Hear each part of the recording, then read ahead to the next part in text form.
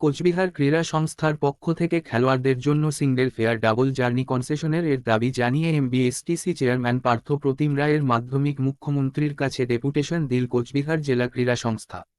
এদিন কোচবিহার জেলার স্টেডিয়ামের মাঠ থেকে খেলোয়াড়দের নিয়ে মিছিল করে এমবিএসটিসির অফিসে পৌঁছয়।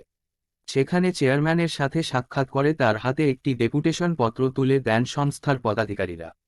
তাদের দাবি, জেলা ক্রীড়া সংস্থার পক্ষ থেকে যখন কোন খেলোয়াড় রাজ্য কিংবা আন্তর্জাতিক স্তরে খেলায় অংশগ্রহণ করতে যাচ্ছে তখন জেলা ক্রীড়া সংস্থা আর্থিক দৈন্যতার কারণে ব্যয়ভার বহন করতে অক্ষম থাকছে। দীর্ঘদিন যাবৎ ট্রেনের টিকিট এবং সরকারি বাসের ক্ষেত্রেও কনসেশন বন্ধ করে দেওয়া হয়েছে, তাই অসুবিধার সম্মুখীন হয়ে পড়েছে জেলার বিভিন্ন পর্যায়ের খেলোয়াড়রা। এদিন সরকারি বাসের ক্ষেত্রে সিঙ্গেল ফেয়ার ডাবল জার্নির কনসেশনের দাবি জানিয়ে এনবিএসটিসি চেয়ারম্যানের মাধ্যমে মুখ্যমন্ত্রী নিকট ডেপুটেশন জমা দিল কোচবিহার জেলা ক্রীড়া সংস্থার আধিকারিকরা। আপনারা জানেন যে জেলা ক্রীড়া সংস্থা রাজ্য পর্যায়ে বিভিন্ন খেলায় অংশগ্রহণ করে থাকে।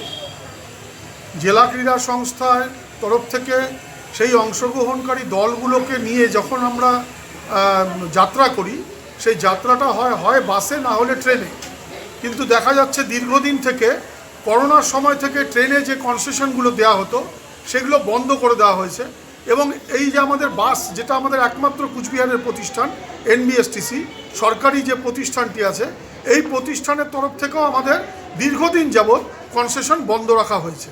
তো আমরা আজকে এখানে মাননীয় চেয়ারম্যানের কাছে এবং এমডি সাহেবের কাছে আবেদন নিয়ে এসেছিলাম সমবেতভাবে জেলা ক্রীড়া সংস্থার পক্ষ থেকে সমস্ত খেলোয়াড়দেরকে নিয়ে, যে আমরা যখন জেলা দল নিয়ে রাজ্য পর্যায়ের খেলাতে অংশগ্রহণ করতে যাব, সেখানে যেন আমাদের যে দলটি যাবে তার মুভমেন্টের জন্য যেন সিঙ্গেল ফেয়ার ডবল জার্নির একটা কনসেশনের ব্যবস্থা আমাদের পরিবহন দপ্তর থেকে করে দেওয়া হয়, যেটা অতীত দিনে আমাদের ছিল।